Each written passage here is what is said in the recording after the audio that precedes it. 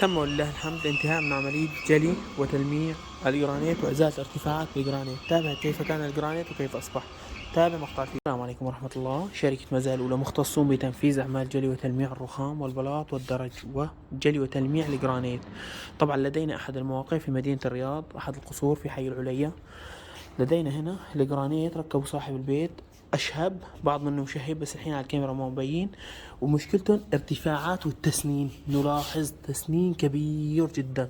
صاحب البيت والاستشاري رفضوا استلام العمل بسبب التسنين. كلمونا إن شاء الله الحين جايين نبدأ عمل جلي، إزالة الارتفاعات والتسنين من الجرانيت. كل التسنين هذا كله حينزال جلي وإزالة الارتفاعات والتسنين مع التلميع.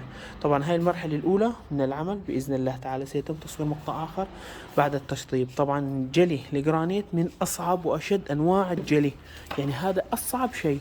بده درجات نعومة عالية، بده درجات إزالة ارتفاعات عالية.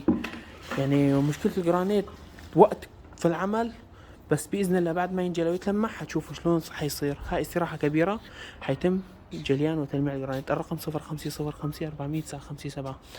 مجال عمل الرياض وكان المنطقة الوسطى وفروعنا منتشرة في الدمام المنطقة الشرقية. هنا مكان عمل الرياض حي العليا، مجال عملنا الرياض وكان المنطقة الوسطى. تابع مقطع الفيديو وزر حالة الجرانيت بعد الجلي والتلميع. ما شاء الله تبارك الرحمن، انتهينا من عملية جلي وتلميع وإزالة الارتفاعات في الجرانيت. طبعا بعد عمل متواصل لمدة يومين ما شاء الله الجرانيت صار زي الزجاج. ما شاء الله تبارك الرحمن. جليناه، أزلنا الارتفاعات، نلاحظ كلها نزالت وتعبي جولي. كل شيء ارتفاع في الجرانيت نزال، مسح يعني جلى وتلمع وتعبى جول الفواصل.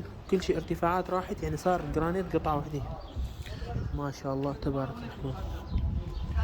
نلاحظ الجرانيت كيف أصبح كله صار 100%. طبعا مع تلميع المداخل والدرج. ما شاء الله تبارك الرحمن. هاي حالة الجرانيت بعد التشطيب. لسنا الوحيدين في جلي وتلميع الرخام والبلاط، لكن دوما نسعى ونعمل أن نكون الأفضل. طبعا الجرانيت زي ما كلمناكم من أصعب وأتعب أنواع الجلي هو الجرانيت. ما شاء الله لاحظ صار زي المراي.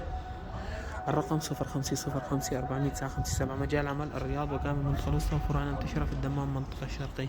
هنا مكان عمل الرياض حي العليا. السلام عليكم.